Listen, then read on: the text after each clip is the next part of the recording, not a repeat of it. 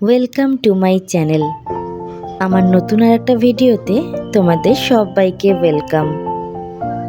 আজকের রেসিপিটা হলো কোনো কেক ডেকোরেশন না।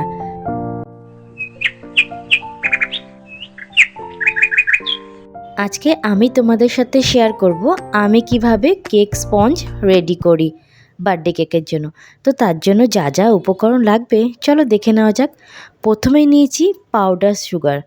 এখানে নিয়েছি পাউডার সুগার 2 কাপের মতো, আর নিয়েছি 6টা ডিম। তারপর নিয়েছি ময়দা 2 কাপ।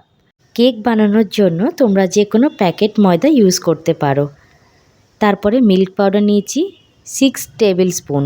আমি এখানে ডেলি হোয়াইটনারটা ইউজ করেছি। তারপরে নেওয়া হয়েছে ভ্যানিলা এসেন্স 2 টিএসপি, মানে ছোটো চামচে 2 চামচের মতো। তারপর রিফাইন্ড অয়েল বড় চামচে 2 চামচের মতো। তারপরে নেওয়া হয়েছে বেকিং পাউডার 3 টিএসপি, মানে ছোটো চামচের 3 চামচ। তারপর নেওয়া হয়েছে মেল্টেড বাটার আমি এখানে 200 গ্রাম নিয়েছি। তো সেটাকে মেল্ট করার পরে আমি ঠান্ডা করতে দিয়েছি। তো এখন প্রথম কাজটা হচ্ছে শুকনো উপকরণ এখানে যা যা আছে সেটাকে ভালো করে চেলে নিতে হবে। তো প্রথমে একটি চালনির মধ্যে আমি ময়দা, মিল্ক পাউডার আর বেকিং পাউডার 3টে উপকরণ দিয়ে ভালো করে চেলে নেব। এই শুকনো উপকরণটাকে 2 থেকে 3 বার চেলে নেওয়া উচিত। আমি তোমাদের সামনে একবার দেখালাম, তারপরে আমি এটাকে 2 বার আরও চেলে নিয়েছিলাম। এই শুকনো উপকরণটাকে যতবার চালা হবে তত এয়ারটা ভালো মতো পাস হবে। এইবার কাজ হলো ডিমগুলোকে একটা শুকনো বাটির মধ্যে এক এক করে ফাটিয়ে নিতে হবে। তবে হ্যাঁ, বাটিটা কিন্তু অতি অবশ্যই শুকনো থাকতে হবে। তো আমি 6টা ডিমই এখানে নিয়ে নিয়েছি। আর আমি কিন্তু হোয়াইট পার্ট আর ইয়েলো পার্ট একসাথে নিয়েছি। দিয়ে ভালো করে ডিমটাকে হ্যান্ড উইক্স বা ইলেকট্রিক বিটার দিয়ে ভালো করে বিট করে নিতে হবে। যখন একটু ফোম হবে তখন তার মধ্যে অল্প অল্প করে পাউডার সুগার অ্যাড করতে হবে। এখানে চিনির গুঁড়ো এই কারণে ব্যবহার করা হয়েছে, যদি আমরা গোটা চিনি এখানে দিই তাহলে কিন্তু এই প্রসেসটা করতে গিয়ে তখন জল ছাড়বে চিনিটা। তো তখন কিন্তু আমাদের কেকের ব্যাটারটা ভালো মতো রেডি হবে না।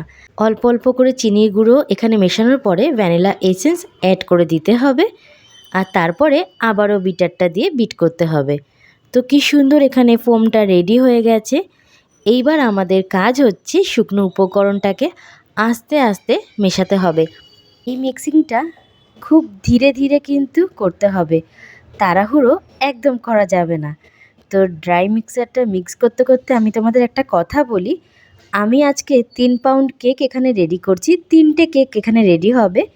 তোমরা যারা বাড়িতে প্র্যাকটিস করবে কেক বানানোর জন্য তারা এই যা উপকরণ আমি নিয়েছি সেটাকে 3 ভাগ করে নেবে, তোমরা সেটা বুঝতেই পারবে। তো আমার যেহেতু একসাথে 3টে কেকের অর্ডার ছিল, তাই আমাকে একসাথে 3টে কেক রেডি করতে হয়েছে। তো তোমাদের সাথে গল্প করতে করতে আমার কিন্তু শুকনো উপকরণ ভালো মতো মেশানো হয়ে গেছে। এখানে যা যা উপকরণ লেগেছে আমি কিন্তু ডেসক্রিপশান বক্সে 1 পাউন্ড কেক বানাতে যতটা উপকরণ লাগবে আমি সেটা ওখানে লিখে দেব। তো তোমাদের কিন্তু সেটা বুঝতে কোনো অসুবিধাই হবে না। তো এরপর আমি এখানে অয়েল আর বাটারটা ইউজ করেছি।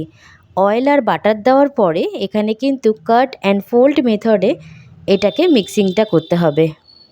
ভিডিওটা আমি একটু লেন্দি যাতে না হয়ে যায় তাই স্পিডটা বাড়িয়ে তোমাদের দেখাচ্ছি, বাট তোমাদের কিন্তু এই প্রসেসটাও খুব ধীর গতিতে করতে হবে আর আলতো হাতে করতে হবে, না হলে যে ব্যাটারটা রেডি করেছো সেটা কিন্তু বসে যাবে।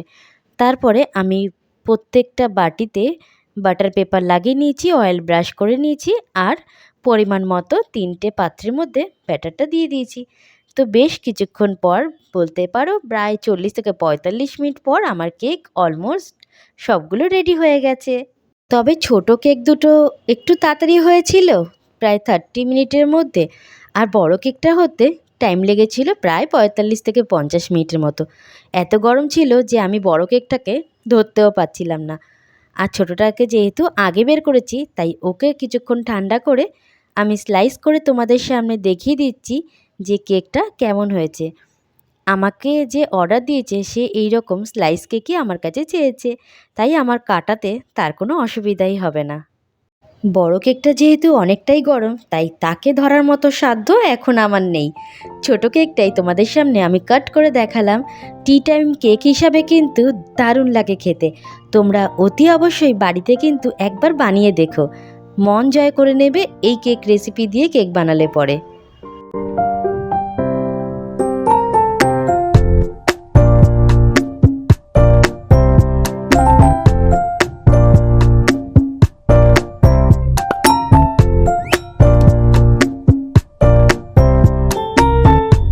আমার এই টি টাইম কেক রেসিপিটার ভিডিও তোমাদের ভালো লাগলে প্লিজ আমার চ্যানেলটাকে লাইক শেয়ার সাবস্ক্রাইব করতে একদম ভুলে যেও না।